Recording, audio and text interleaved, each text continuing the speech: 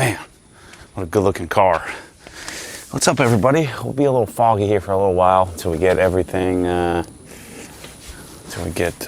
here. The camera's acclimating. I've wiped the lens off 57 times, but it's still a little janky. So, I don't know. We'll see. Can we get away with just using that much of the brake buster? I'm forcing myself to use this thing. I don't know that it's necessary. Let's get our wheels cleaned up. So this week's duty, the M3's duty, was to usher me around. So I drove it all week in the rain and the sun, and so it's going to get the week off, a couple of weeks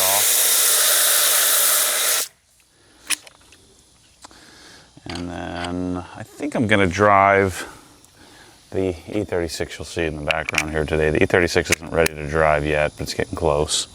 I need to, let's do the AC detail first. I need to get it aligned now that it's back on the road, ready to go. But I'll probably drive the RS here today. This is still my favorite car to wash.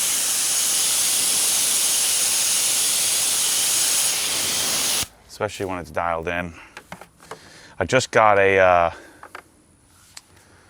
what's it called? The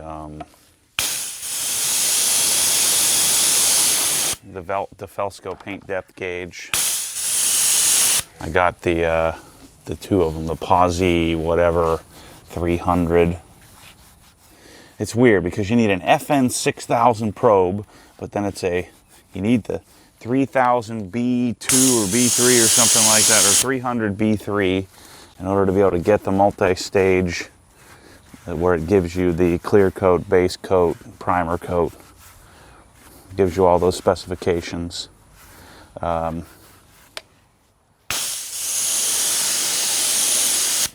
I don't know, I gotta figure out how to use the darn thing. It's not as simple as just take it out of the box and use it, but I was playing with it the other day, and there's not much paint left on this car, which I figured.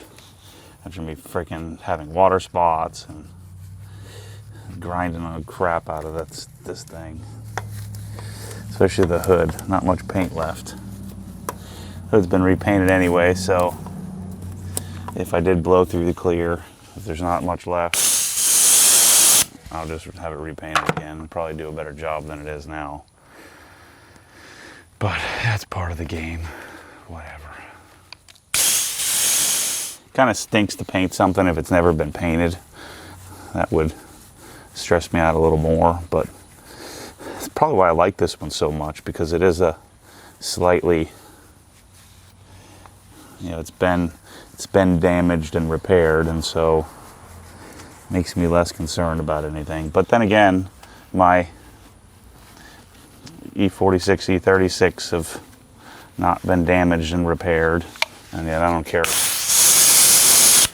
I don't care as much as I would have 5-10 years ago.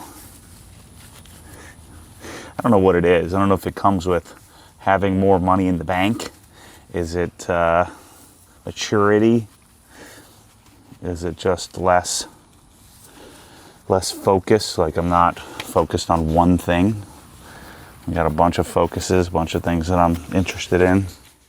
Probably a combination of all the above. So I've been working on, we used the P21S polishing soap the other day on the exhaust tips of, what car was that? It wasn't the GT4, it was the E46.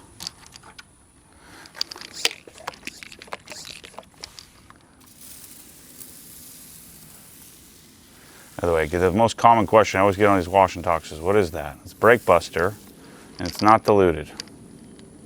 I don't need to dilute it. It's already set up the way it is. It's set up nice dilution.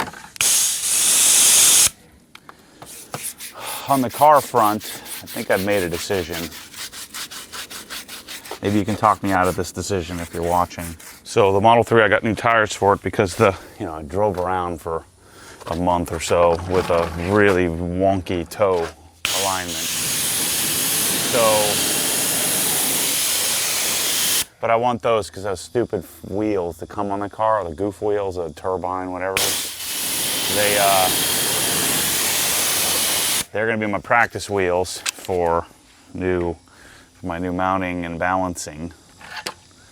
And so I'd assume we would have had power by now. Apparently the entire world is on hold. Everything is on hold. Everything's behind. Entire world. So can't get anything frickin' done. So we were supposed to have power next door in our new sub panel 3 weeks ago. We're just sitting there waiting on Duke Energy to come out and do it. Just frickin' slap a meter in there and let's go. So I've been waiting to get that fixed.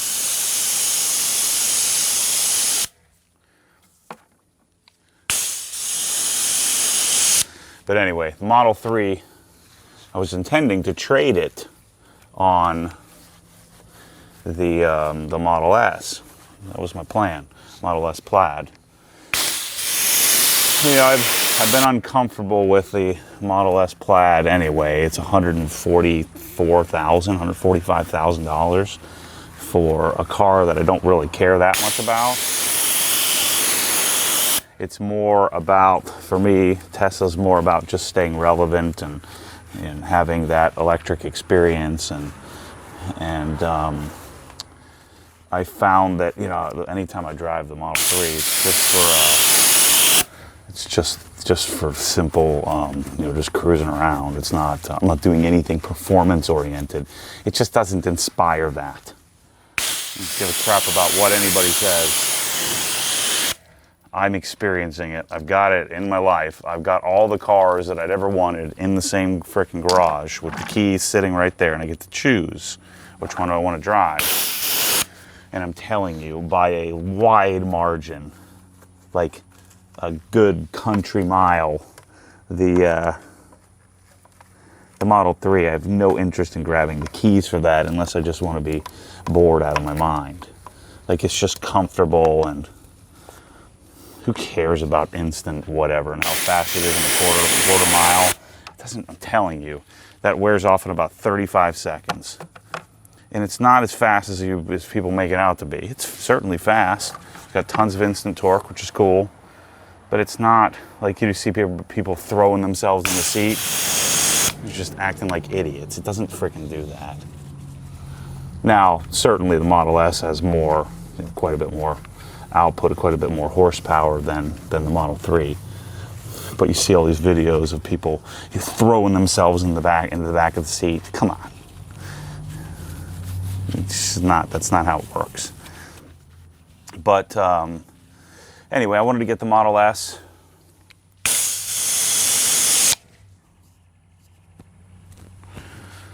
Just to experience it and, you know, continue to stay relevant with the tech, and, you know, it makes sense with a car-related YouTube channel. But as you've seen, it's not like I've been rolling out all kinds of Tesla content, because I don't have any freaking interest in it. You know, it's cool to have. I like having it. I like the car. I like the interior way more than I thought I would. I like the, you know, it's an appliance, like everybody says. So I don't dislike the car at all. So don't take my comments. Don't mistake my comments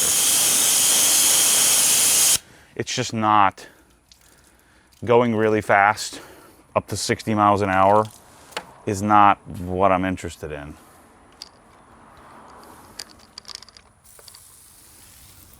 I'm interested in the entire experience. And, you know, I put a freaking crazy suspension on it. I mean, I just went and added it up because I'm thinking about trading the thing in. And I'm like, gee whiz, I didn't realize I spent almost $8,000 on that suspension. Another, whatever, $8,000 on the brakes. More than that, 10 grand on the brakes, in order to make a nerd car feel a little less nerdy. And of course we tried, and I went and diverted from my normal my normal OE Plus process and bought, you know, a body kit and did all kinds of other stupid stuff. That was a waste. But, you know, now I know.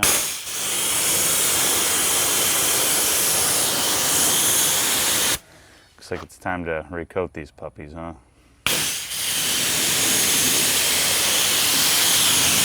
The CSL XO is starting to wane. There's clearly something still on there. It's probably the XO has started to wane, so I could probably just pull them off. I'm going to pull them off anyway when I get all my balancer all set up, and I'll just dry ice clean them because I'm going to have dry ice here on tap in the next week or so. And then I'll probably rebalance, and then I'll probably just add another coat of XO or two to them and get them set up. And then the new process is to use Deluxe and Carpro Gliss, which will last quite a bit longer. So, but you know, I've gotten, I don't know when I did this, a couple years ago, year and a half ago. We can go back and look at the footage. But I also don't drive this car every day, so you could argue that it's probably not a good solution to do the paint coating on the wheels unless you're not driving the car a whole heck of a lot. Doesn't last very long. What I think you want the coating to outlast the contamination. That's all I really care about. 5 years, 50 years, 10 years, 10H, 9H, all this nonsense. I don't think any of that really matters. I think what matters is, does the coating outlast the timing of when it starts to become contaminated? And if it does, you got a winner. So this hasn't outlasted that, so it's not a winning combo. So back to the Model 3. I was planning on trading it in, you know, especially since used cars are fetching, you know, insane values. You know, a car like that I would expect to hold value to sticker. It's simply due to simple supply demand. There's almost no supply. There's tons of demand. I've got 4,000 miles on the thing. And so, you know, normally you drive a car off the lot and you lose 25% of the value immediately. But, you know, used cars are fetching extreme premiums. And so the Tesla process is really awesome. Put $100 down, put your build in, takes about 30 seconds because there's only like one option, or two options. Pick the color, pick the wheels, pick the, you know, you want plaid, pick the, you want self-driving, and that's it. Put $100 down, start following the process on the on your account on Tesla.com. You know, click and add the information that they request, which is not much, but some, and the car's ordered. Well, I should have done this a while ago. I put in all of my, so you take pictures of the car, you take a picture of the mileage, which is found in the menu, because it doesn't show it. There's no odometer like on the main screen. You have to go find it in the, whatever the system information menu, and send that to them. And they spit it back out in like a few hours that I paid $63,000 for the car. Forget the modifications, that doesn't really matter. Certainly doesn't matter for them. In fact, it probably makes it worse. So I paid $63,000, and the trade-in offer was $49,000. Which, you know, in a normal used car environment, I think that would make sense. You know, it's a roughly 25% difference. And, you know, you'd normally accept that. I forget how long have I had the car, 8 months or something like that. So I'm not doing that, you know, to have that, you know, have 25% depreciation. And so there's one of two things. I'm either going to sell it privately. I could part it out and sell it privately. That's probably the thing to do, is I'll take the parts off and do that, sell it privately. Take the suspension off, take the brakes off, take the sway bars off, put the stock stuff back on, which is really easy to do. get it aligned. I've got new tires, they'll have brand new tires on it. Put those goofy hubcap looking things back on that they put on the center cap of the car. And it's, you know, it's been corrected, it's been protected. It's, you know, probably better than it was when I got the darn thing. And sell it for, I don't know, 60,000 bucks. But I don't really want to do all that, so I'm just going to cancel the frickin' order. Because clearly, I was thinking about it. You know, for 145 grand, I'd rather have a 997 GT3.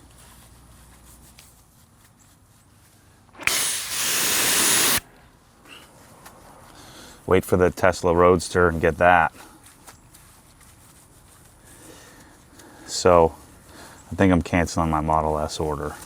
Unless one of you emails me and says, hey, let's make a deal on your Model S or Model 3. Because I don't want to.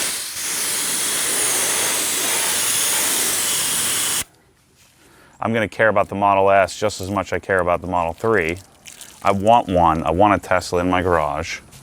I want to have one a little long, you know, longer term. So I want one there, but I don't want to lose a bunch of money on it.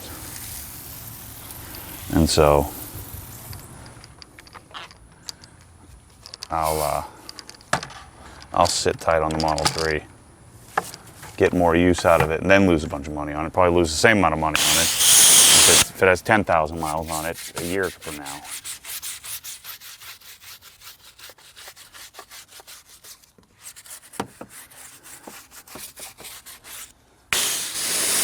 So this is your shot. If you want a Model 3, I bet you could probably talk me into selling it to you all set up. The suspension is better than stock. Ride quality wise.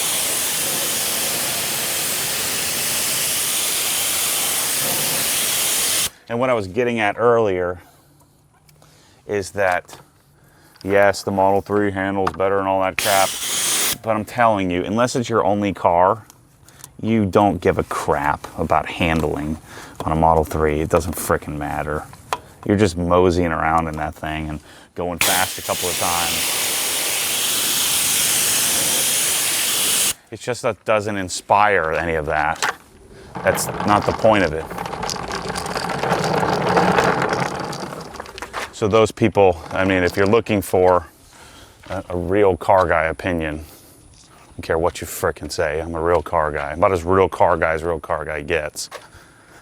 If you want a real car guy's, the experience, I should say,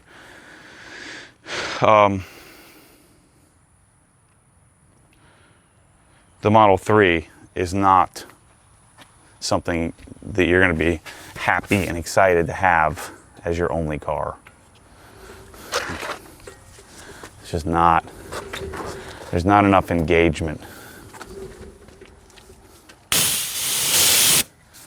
Well, my laziness paid off. I didn't have to fill it up. I still got plenty of brake buster left.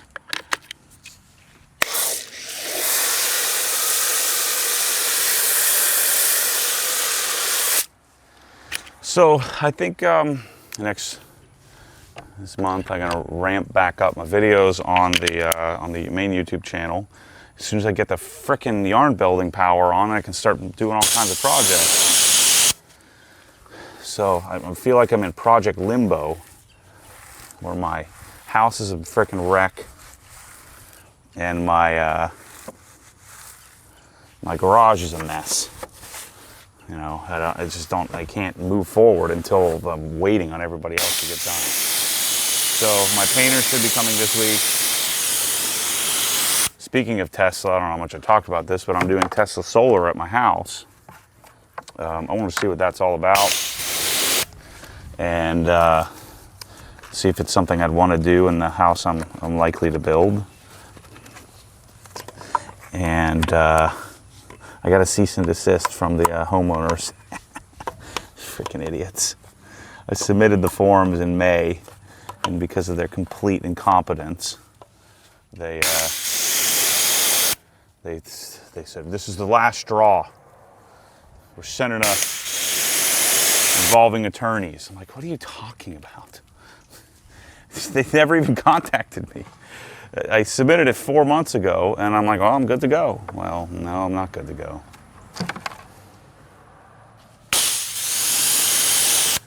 So apparently it's my job to do their job. So I got to get the frickin' out of there. We all knew this. I was all happy there. That's until you try to make the place better. It's not like I'm painting the frickin' house purple. I still don't have approval to repaint the frickin' house the same color. I'm just going and doing a fresh coat of paint on it. No, you didn't get proper approvals for that yet. I'm like, well, I submitted that in April. What are you waiting for? I think what happened is I think they just dropped the ball on the forms. And I don't got time to frickin' chase them down, so I'll just move them forward.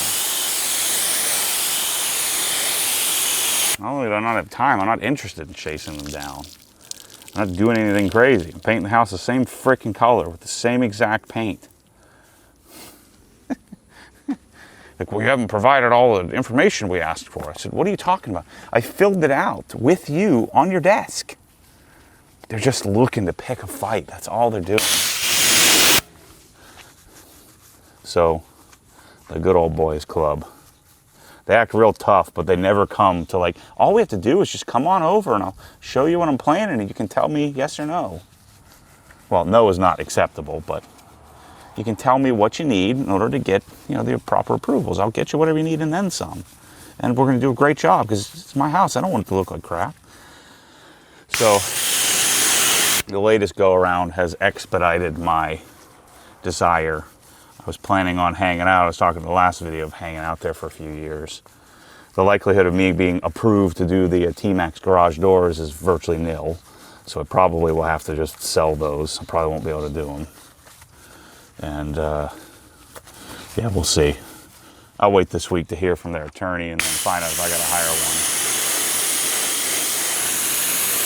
By the way, I've been really nice the whole time. Say, look, man, I'm not trying to cause problems here. I'm just moving forward. It's really hard to get anything done. It's really hard to get, vendors and things out there to get the, grass and rock. And so when I get them, I need to be able to do it like immediately. That's all I'm asking. It should be like a couple of day turnaround, not 4 or 5 months. So that's the latest saga. Oh boy, what did I get myself into? It's so funny because it's a bunch of so-called Republicans living in this community that are acting like Democrats. It's like a socialist regime that is. By the way, now all of a sudden the septic system, which has got me in trouble in the first place. That was fine. That was okay. You didn't need approval for that, even though I got in big trouble because I didn't get approval to get my freaking septic system fixed. So now I don't need approval for that. I didn't need approval. Everything's okay. But this is the last straw doing Tesla Solar. We're concerned about the liability. I mean, it's freaking Tesla. They're the 5th largest company in the world. And by the way, I did get you the documents you asked for, which is freaking asinine. So, welcome to my current fight. I hate fighting so much. I feel like I'm in trouble with the principal. So I talk tough on here on the video, but really, it stresses me out and I don't want anything to do with it. This freaking exhaust is incredible though, by the way. So yeah, no HOAs and old Uncle Matty here. This is not a good combination. We all knew that wouldn't go well. Ugh. It seems simple to me. Use simple common sense that if you want to run an HOA and you want to have a good experience, all you have to do is just engage with the people. You have to go out and and engage with them and say, you know, hey, welcome to the neighborhood. Let me, you know, they never like, there's no copy of the rules they provide you. They don't tell you when they meet. They don't want you to know. They don't want you voting. They want control. They want whatever little bit of power they can get.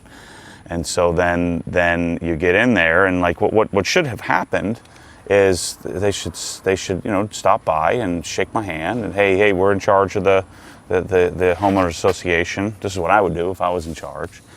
And you know, we want to, you know, we have rules here. We try to keep a certain standard for this place. Here's the process. Here's how if you did want to change something, because we know most people that move in want to improve things. And we wanted to just sort of pick your brain. What are you thinking? What would you like to do? We can, you know, preempt, you know, any potential issues with permits and things like that.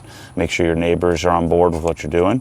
And also make sure you don't do anything crazy. Like there's like 5 houses in there that are painted pink and purple and orange and some weird crap that who knows how they got away with it. And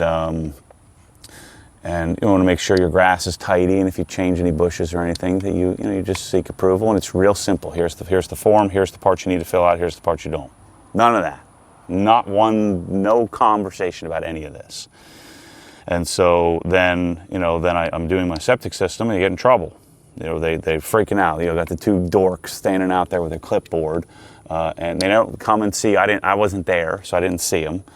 They roll up in their douchebag golf carts and they stand there and they write things down, and then they go and they run. They run scared. They don't come and just say, hey, you know, you really can't do this. Can we help you make sure that you're doing this right? And no, they don't do that. And then they send you a letter, which is fine, which is the coward's way to do it. You send a letter, and I remedy the solution, and I find out, oh shoot, there's like all these forms you got to fill out. Even if you have an emergency where there's poo backing up in your yard and your front door is being flooded from the horrible drainage and bad building that they did. So I got that all ready. So I went down there and I filled out all the forms with their people, and then they didn't do anything with it. Right? So they didn't do anything with the forms. So the form's still sitting there. And so I'm waiting to get the paint done and waiting to get my shrubs approved and all that stuff. And while I'm waiting, I'll just do it. You know, because I can't freaking wait forever. This is in April. Actually, I started in March. And so nothing. So I was imperative that I fill out all these forms, but then they don't do anything with it. And then the girl who's in charge never answers the phone. So I've called at least 12 times. They don't answer, and they don't respond to emails. So it's so funny. And then finally, you know, I'm following all the rules, doing all the things. And then finally this week I get a call from the guy. He's like, I want to let you know that you've violated to the point of, because we're doing our Tesla solar system that I sought approval for on May 14th. I want to let you know that we've submitted this to an attorney, that you're going to be subpoenaed and you'll be taken to court. Like, what are you talking about? I can't even fill out the forms with your people. Like, it's their handwriting on it. So anyway, that's where I'm at. And so I've got to freaking get out of there. So in other words, they really want to pick a fight. They don't want to have solutions. They want this. That's what they want to do.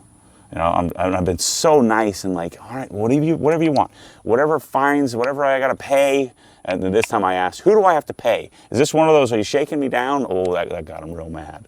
Are you shaking me down? Because I really, really don't want to do this. I just want to fix these few things. I got to put a French drain in because the drainage is terrible. I had to fix the septic system.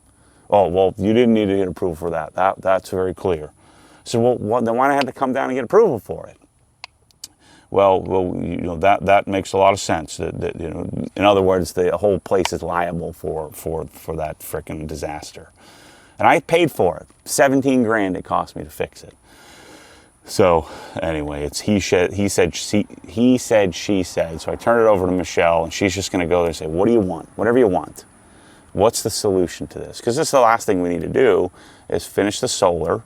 I got to put the French drain in, which I'm not asking for permission. You know, good luck stopping me on that one, because they did poor grading on the property, and the last people never fixed it. So I literally had to leave a trench of grass out because the whole frickin' side floods. The driveway floods, and then it floods up to the front door and the driveway. and the garage. So I would have had that done, but you can't. Again, I can't. It's really hard to get any vendors to do anything, especially that low end, low paying, high labor. A lot of people say, "Look, I'm just not doing that. I go do something else." So that's the current battle, and I got to get out of there. It's just not. I mean, it's their place. I'll let them have it. I don't really want to be there anyway. So why am I fighting this? Why am I worried about improving the house? And so I probably won't even keep it as a rental. I'll probably just, I'll try to find someone who wants all the stuff we did, and I'll get 75 cents on the dollar back. We'll see. Anyway, so I'm looking at this house as a testing ground, as a proving ground for all the things I'm going to do to the custom house that I build. The difference is I'm going to build it much sooner, so I'm in pursuit of a lot so I can get this moving. But I don't really, not trying to be right or wrong here. I really don't care. I don't intend on being in this place very long anyway. So I just want to be able to get done what needs to get done. That's it. It's kind of a shame from their perspective because we're kind of big recruiters. I'm pretty good at recruiting people to do stuff. Hey, let's everybody move into this community. It's a great place. But whatever. So yeah, old Maddie versus the HOA again. It's just like, I didn't even want to do anything under the radar to fill out all the forms. All right, let's foam it.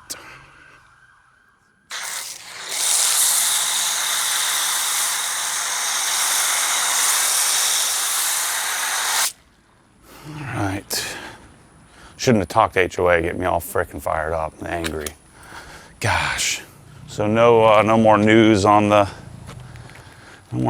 front of the GT3 Touring. Nothing there. I don't have any update for you. I did give him a $10,000 deposit to sort of lock down my spot. I still haven't. I'm not 100% sure if it's set up to where allocations. Maybe someone can confirm in the comments. The allocations, are they? Well, every single time, right there. And do you think I pay attention? Since it drives me so freaking nuts every time I get that from who knows where on this thing. I need to go back and watch the footage. But if you can confirm, are the allocations for a GT3 Touring different than the allocation for a GT3?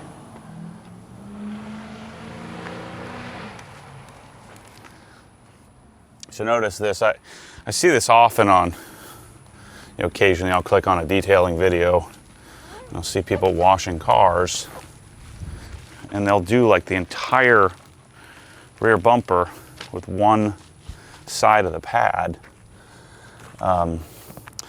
This is the one area of the car where, the glass doesn't really matter because you're not going to scratch the glass with dirt.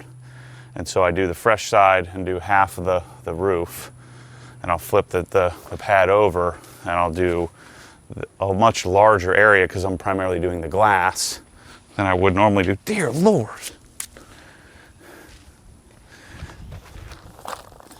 But you've really got to, if you're going to do a 2-bucket method, or especially if you're going to do a single bucket, because the whole point of doing a single bucket is you're going to use lots of towels or lots of wash pads. You can't do, that's it. Now I got to flip it. So I did a, 3-foot by 3-foot section. I flip it. I do another smallish section. And that's it. And I got to go back to the bucket, or I got to go to a new pad. This is why I tell you, you need frickin' 13 pads to do a car. Because you can't do the whole front clip of one pad. That defeats the whole purpose. You're going to do a 1-bucket method. You're arguing that there's too much dirt in this bucket and you're ruining your paint by doing it that way. 1-bucket guys are the same guys as they're Android guys, right? They just want to be different. That's cool. I like being different too. But if you're going to be that adamant about it, you got to frickin' do it right. And you can't use 4 pads to do a whole car. Otherwise, you're defeating the purpose. You're just dragging dirt around everywhere. See, I shouldn't have talked about the homeowners. I'm talking about something I shouldn't get all cranky about. Messes up my whole life. I just have a real tough time with lack of common sense.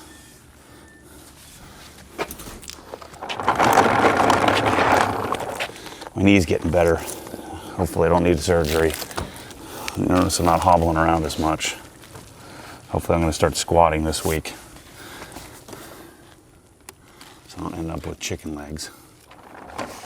So, gosh, just something about the lines of this car. I hate doing this part of every car, but something about the M3, the way this transitions, it's just so much better than everything else for washing. It's like my washing. I'm probably just biased, as I love this car so much. And I think that's been the transition. It's not that I love this car so much, this particular E92. It's just the E92 in general. And so I think that's made me enjoy it a lot more.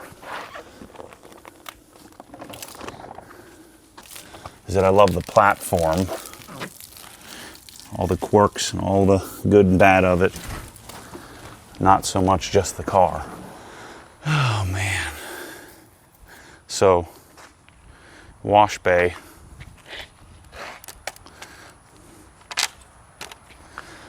Wash bay next door is something I'm going to start concentrating on. Start concentrating on wash bay and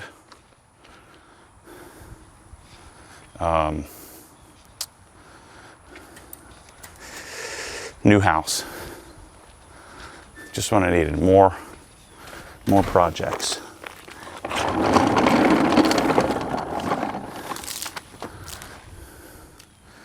Telling you people, GSF, what are you waiting for?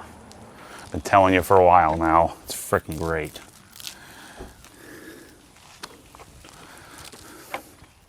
I think, pretty sure we have it in stock. That's our whole goal in the future here, is to stop being out of stock of stuff. Ryan, later today, we're gonna wait till it gets really freaking hot. We're gonna go out and Ryan and I are gonna go out in the softball field down the street here, this Little League field, and just annihilate ourselves, because he's been playing. They practice at night, and they've had 2 games on, they've had 2 like exhibitions or scrimmages, and it's been, in the evening, or the last weekend they only played for like 10-minute stretches. And so this whole freaking team puking, dying, because then they're playing at 1 o'clock in the afternoon out in the heat. He's standing on the sideline puking his guts out, and then playing like crap because he doesn't have the endurance, is not in shape. And so he and I are going to go out to the softball field 2 or 3 times a week in the peak heat of the day and get ourselves in shape. It's going to be fun. I've been waiting for this. He's about ready now, or we can start training together. Maybe he'll motivate me to get my fat rear end in shape. But he's pretty legit. So, he's a running back now, which is kind of cool. I never got to do that. I wasn't as good as he is.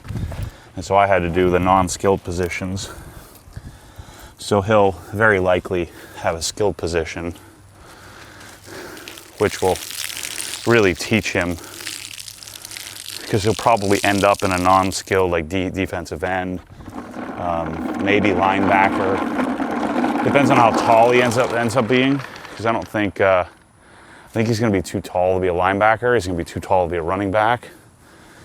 Like, I don't think he's going to be, like Derrick Henry 6'2", but I don't think he's going to be 6'2". I think he's going to be 6'5" or 6'6", something like that. But we're not willing to do what you would need to do to be a quarterback. So that, I don't think that's in the cards for him. We're going to start training probably this afternoon and do it days he doesn't have practice or doesn't have something after school. I'll take a kettlebell out there and we'll just run sprints. And hopefully he'll motivate me to get my crap together. He's 10, so we don't want to go crazy. I think stay away from the weights and just focus on the cardio part. He did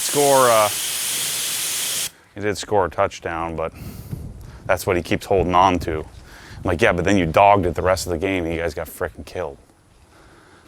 When if he wasn't dogging it, they would have had a much better result. But one of the things that Michelle and I are adamant about is that we're not trying to live vicariously through our kids. So if he wants to play, he can play. If he wants to, like, he's the one driving. And I said, hey, do you want to do some extra training? And he's all about it. But I'm not going to push him. He can make the decision, even at 10, if he wants to do it or not.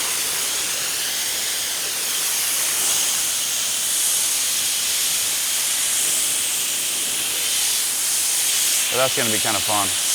The next 6 or 8 years, you're going to see Uncle Matty hopefully get jacked in order to train Ryan, save him a lot of the goofy mistakes that I've made and not knowing how to do it right. I mean, there is no real right way to train, go out and sweat, but there's a lot of wasted effort in your youth when you're trying to figure out how to do it. When you end up benching and doing bicep curls every single day for, you don't want to do squats. Instead, squat crazy, do lots of cleans and things like that, and your biceps will naturally blow up. Yeah, but I think football, there's risk to everything. I think football is such a valuable life lesson that if you can suffer and deal with the pain that comes from that,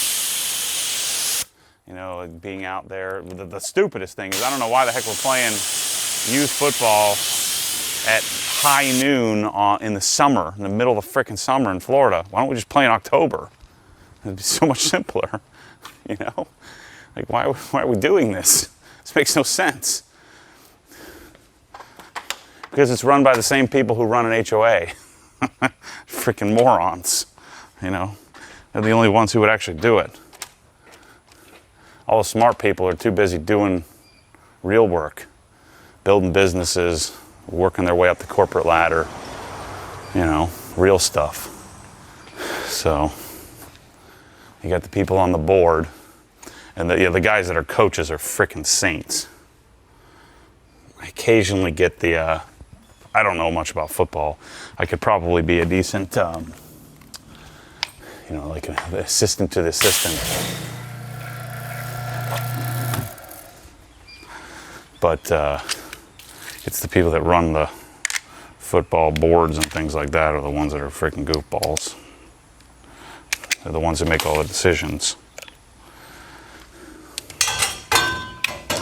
Still think Waffle Weave is the best sweat towel. Oh, it's so good. I need to carry one of those to the game. So if you follow me on Instagram, you saw my story where I'm working on. And normally what we've done the last few years is you take a tent and you set the tent up on the sideline. But yesterday was in the stadium, and so we had messed up all my plans. So it looked like a total doof in the bleachers with all my fans and all that stuff.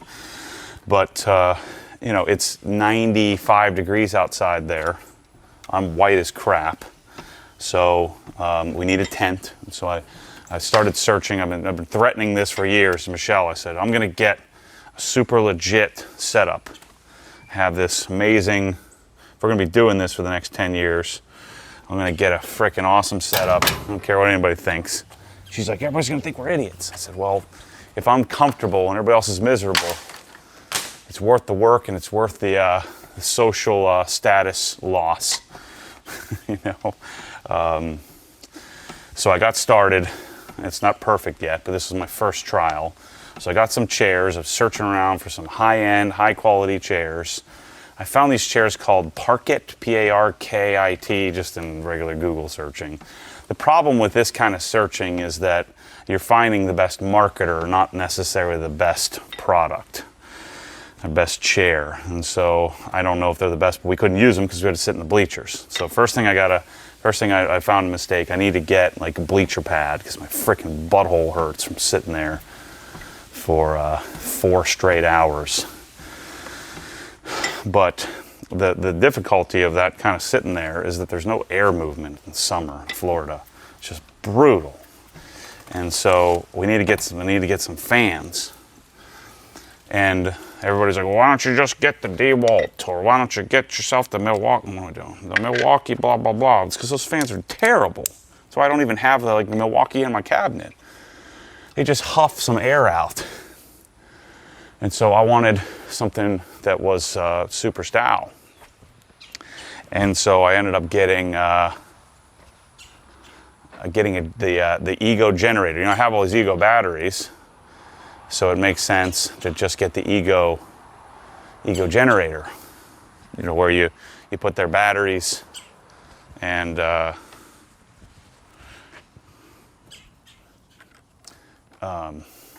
carry that thing in there. And so we got a wagon. We already had a U-line wagon, which isn't really, I don't think that's the long-term solution.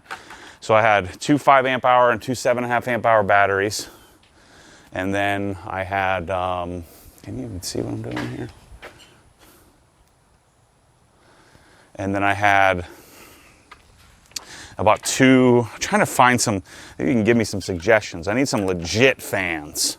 Ones that are somewhat efficient. I think I'm probably gonna end up doing a couple of Viper fans, because the thing I learned is you really need oscillating. Oscillating is key, especially if you wanna cool a bunch of people, not just yourself. I was looking pretty selfish there, sitting in the bleachers.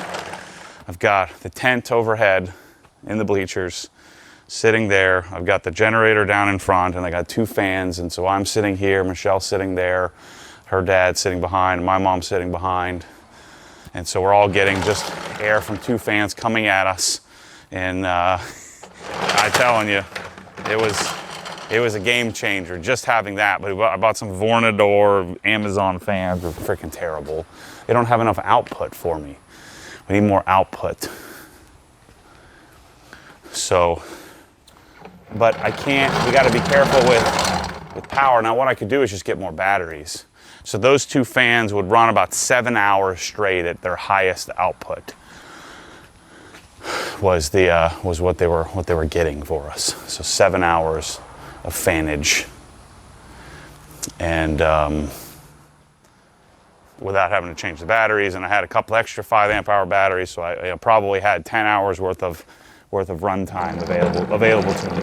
The other thing that's key that I didn't think about in the last few years is that you buy some freaking tent from Target, and the problem is those tents, like the sun goes right through it. So you need a high UPF factor. And I didn't use that. We ended up using someone else's tent because they were already set up. So their tent we got sunburned through, even with sunscreen on, sitting there for 4 hours.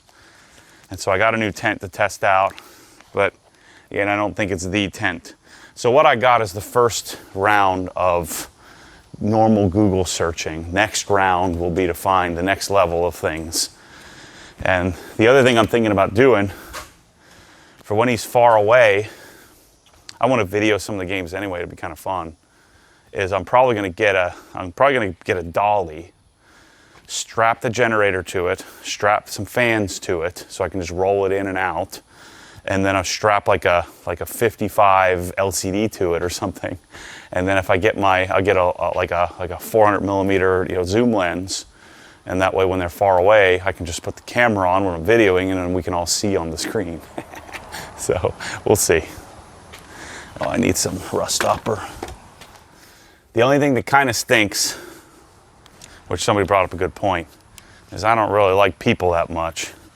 And he's like, which made sense. Then everybody comes up to you and wants to talk about your frickin' stuff, which I don't love. But next thing you know, I'll start selling tailgating comfort tailgating packages as I start to develop lightweight batteries and all kinds of things, or find them.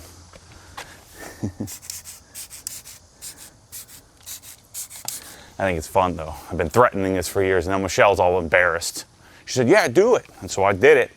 And now she's all embarrassed that we have this lugging in generators, electrical. It's not really a generator, but you know what I'm saying, the battery power station.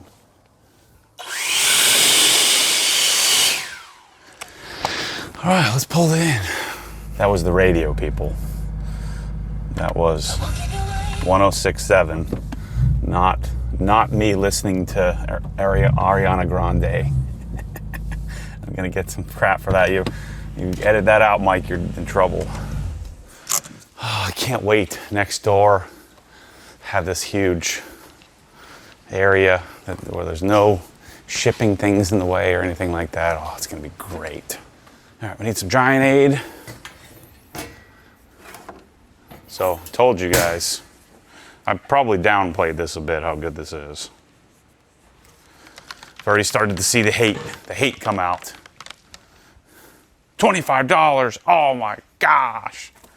It's not worth the time to do it and make $0. That's what's so dumb about the other companies that are buying this stuff. That's why they can't add any value to it.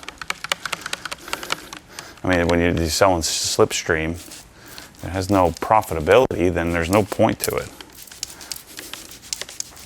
But it's real nice. It's, you know, I think it's just as good as Beadmaker without any of the Beadmaker byproducts. That's what it's about for me with this stuff. Wipes on and off easier. It looks freaking fantastic. Plays really nicely with coatings. Theoretically adds a little bit extra layer of protection for the week in between washes. You use it on the trim, you use it on the glass, you use it on the jams. And if you follow my same process of CSL XO, wash your car every week. See, I think you can offset. I'm thinking about this a lot. I'm like, well, most people aren't doing the way I'm doing, and then I've got all these cars now, and I'm kind of confined to driving such a tight area that I don't put many miles on. And so, obviously, that's not going to be the case for most people. They're going to be driving the car around more. But if you only have a car or maybe two in the household, maybe three, you have more bandwidth to wash it more often. If you wash it more often, yeah, you're going to be touching it more, so you're probably going to induce, you know, towel marring and wash marring over time more.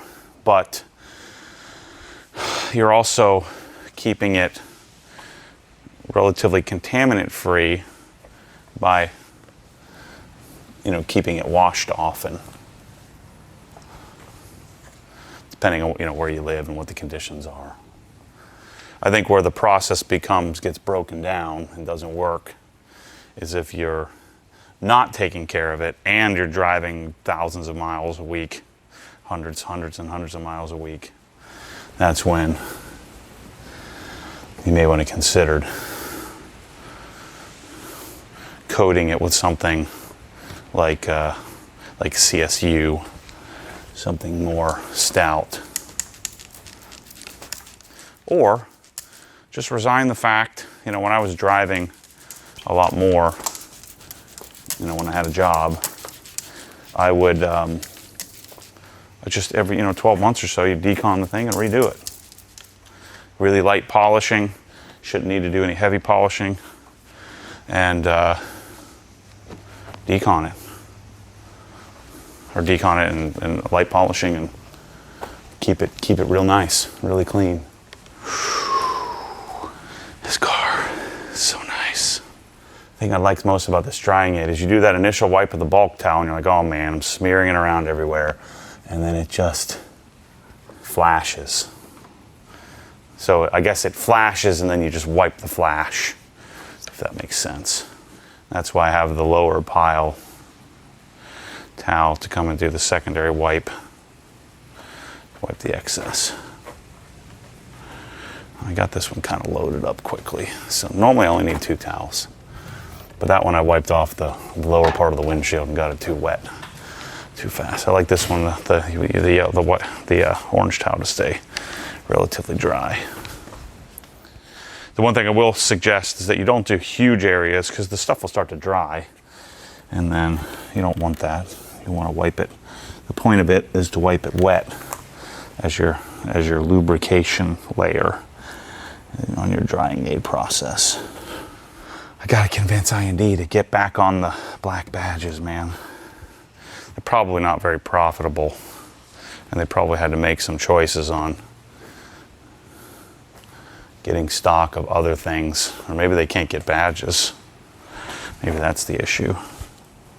But they're out of stock. I need them for the E36 and E46. Just such a nice touch to have the black badge where they paint the chrome around the edge of it black.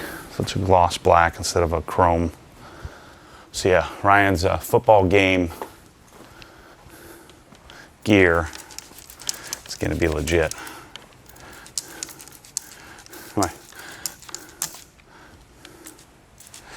My friend Chris Kim commented on Instagram. He said, well, at least we know you do everything to XS. At least it's consistent.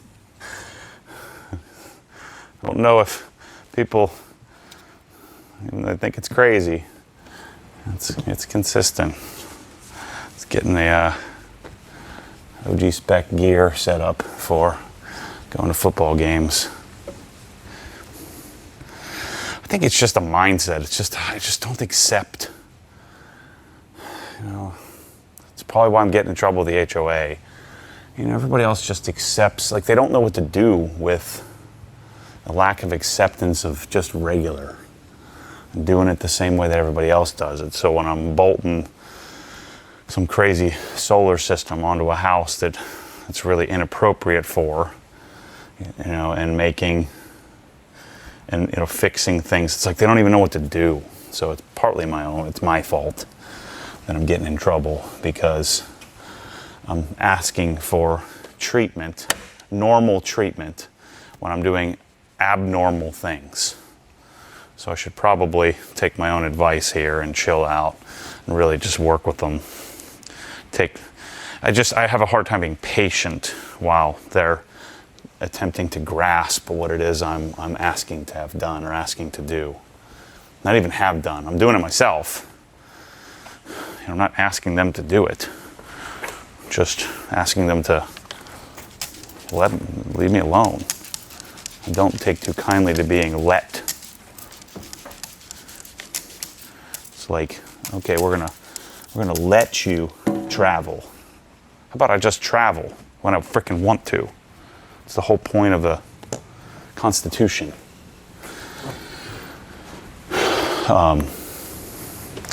And so that's probably why I end up getting in trouble all the time, because I'm always doing this weird stuff. Like, I guarantee you're going to walk into some stadium and they're going to be like, you can't have that here. Well, why not? Well, no one else has ever had that here, so you just can't have it. Well, what's the problem here? Let's reason this out. Well, the rules say, well, let's rewrite the rules. That's why I've always gotten in trouble all the jobs I've ever had, I think. Those rules aren't good, so let's make some new ones.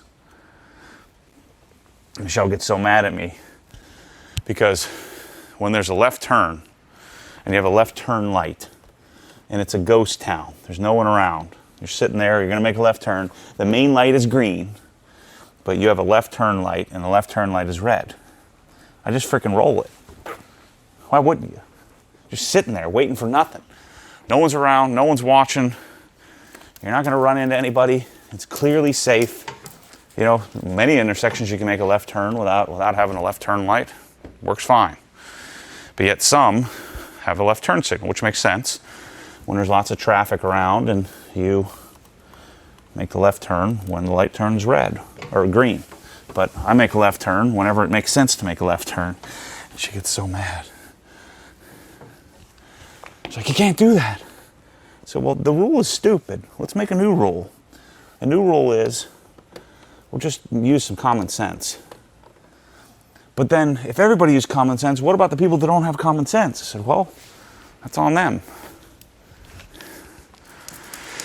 And hence why this attitude always gets me in freaking trouble. And then I complain about getting in trouble. So, whatever. I think as I mature and get older, I'll learn to stop changing. Stop trying to change the rules. I think if everybody stopped trying to change the rules, that then progress stops. And I think we all lose.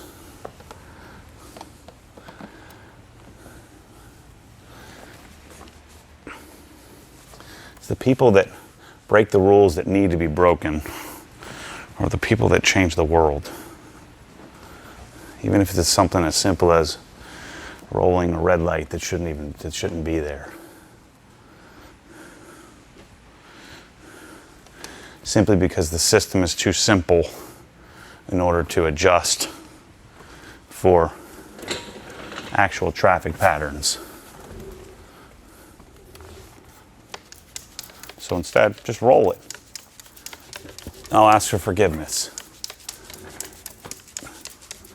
But that ask for forgiveness way of life is what's got me fired from wealth management. Which I think one could argue has worked out okay for me. But boy, it sucks. So I want the rules to change, but man, I'm such a pansy when it comes to getting in trouble. I don't like it. It makes me, even though I haven't done this yet, it makes me want to just comply. Just comply, okay. Let's just do what everybody else is doing. Let's just comply. Let's not make, pressure washer packages, because it's gonna disrupt and it's gonna make some people angry at you. It's just not the way to live, man. Let's not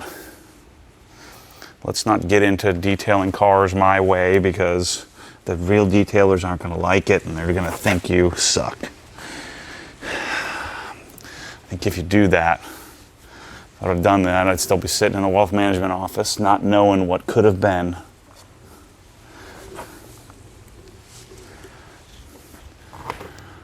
And so, unfortunately, it means with that rule breaking comes the inevitable gavel dropping on you. An HOA sending an attorney after you. They don't know why you broke the rules. They don't know what the rules are, but they just know that it's not the same. So let's get them. Get them. Go get them.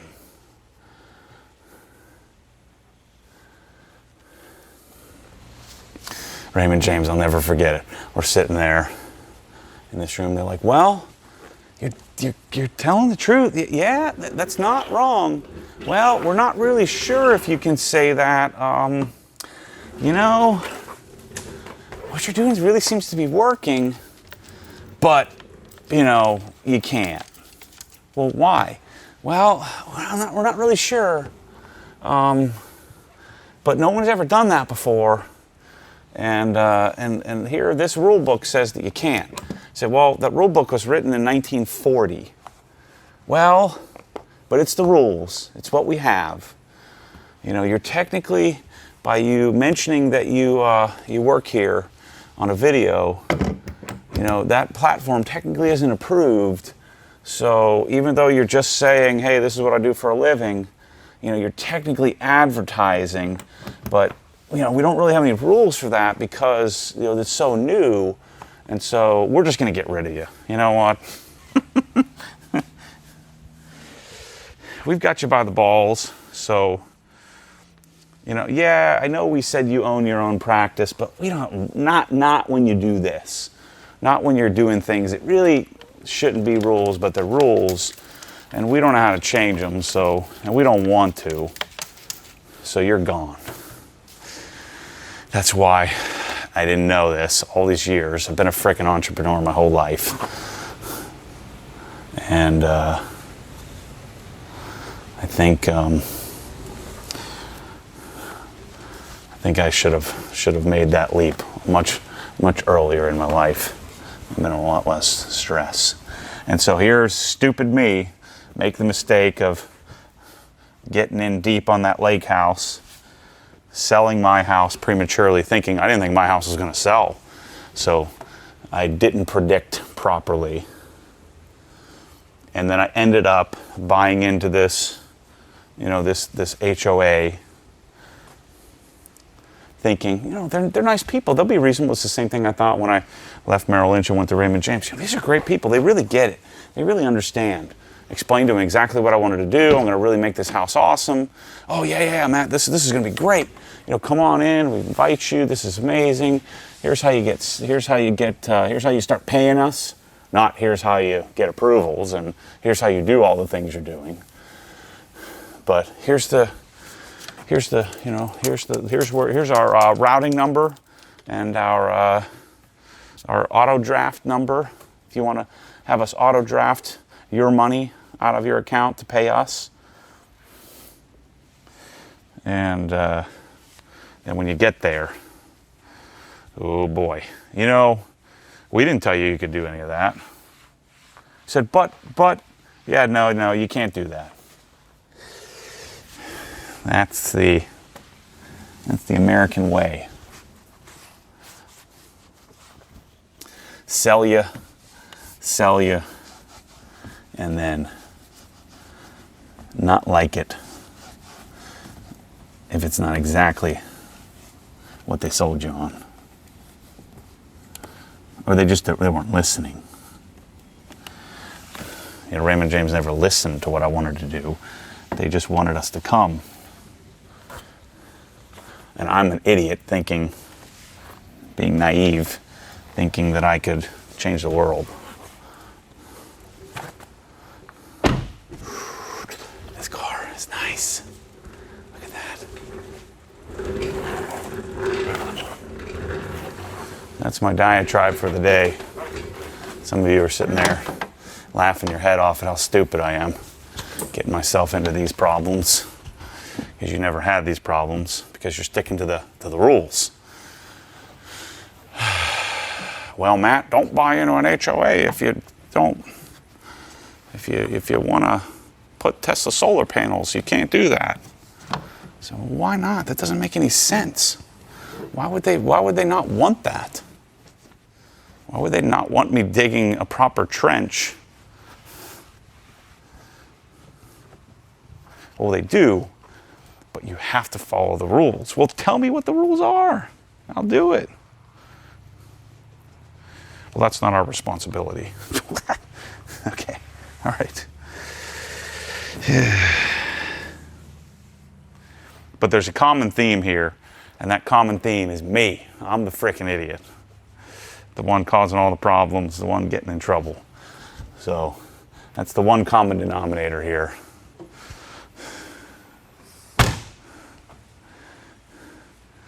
And so I'm not frickin' changing that. But what I will have to do is stay out of douchey HOAs.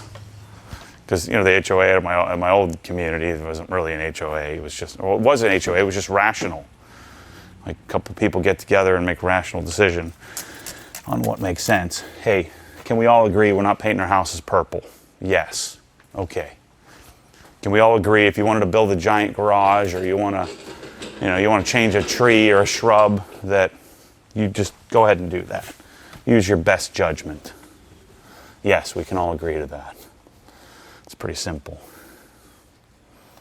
I think that's the biggest issue in the minorities. And so the majority of the people in the neighborhood share that same sentiment. But the minority of the developers and the few homeowners that the developer has cultivated to get on their side, that minority is the one that dictates the terms. It's the same thing in society. Till eventually that minority becomes so annoying that the majority rises up and says enough. But I have headed down that path a few times in my life and realize I don't want to be Paul Revere, you know? I don't want to be the guy getting hung. I'm too much of a pansy. So instead, I'm going to take my fancy solar panels and move out. The problem is I don't have anywhere to move, so I'm screwed. Like if there was literally a single place, like one single house that was reasonably acceptable in this area for sale, I'd buy it and move the heck out of there immediately. But there isn't. And they probably know that. So that's why I'm screwed. Alrighty. That's Maddie's lesson to myself of the day. Sometimes you just gotta talk it through. All you have to do is take a look at the Venturi intake and it'll make you smile. And all is right in the world. Don't worry, be happy. Or just take a step back and look at the old E92 through the camera. Look at that thing through the lens of the camera. It doesn't get much better. On that drying aid, freaking change your life. Boom. Go get you some. We'll leave it on this angle. I'm gonna adjust the tires, wipe down the wheels, put a little drying aid on them. Throw a little drying aid on the on my wheels here. Adjust the tires. Telling you, these babies we have in the store, we call them the wheel towel. These little 12 by 12 gauntlets are freaking awesome. Love them, love them, love them. It's perfect for this, perfect size for the wheel, because a 12 by 12, you don't end up dragging it on the ground when you're wiping the wheel down, which is the best part about it. So one of the complicated parts of doing wheels is these wheels would be really hard to polish. And so, like the car, you're ready to put the coating, new coating on it, you just polish it and start over. And it takes the coating off, you decon it, polish it, do a new coating, good to go. Well, you can't, it's kind of hard to do that. I mean, I guess you could polish the wheels, but these wheels would take for frickin' ever. You'd have to do most of it by hand. It would be a nightmare. So one of the disadvantages to, so I bought these new. These were a new set of wheels that I got from ECS or Turner or something like that. And OE, BMW wheels. And, I coated them for the first time. So now I need to coat them again. This is the first wheels I think I'm ever going to put a second coating on. Normally the cars don't last long enough for me to do that. But I'm going to have to hope that the coating sticks, if you will. Because all of the coating that I put on there is probably not all off. And so when I try to recoat, you're going to have some spots where it's not going to bond particularly well, and you're really not going to know. So that's one of the disadvantages to wheels versus, paint on your car. So I've got some on my next Car Pro shipment. I've got some of their tire coating coming I'd like to test out. So I was mentioning earlier, I'll have my dry ice. I was thinking about it. I'm like, I really don't want 500 pounds of ice a month, but ice costs 60 cents a pound.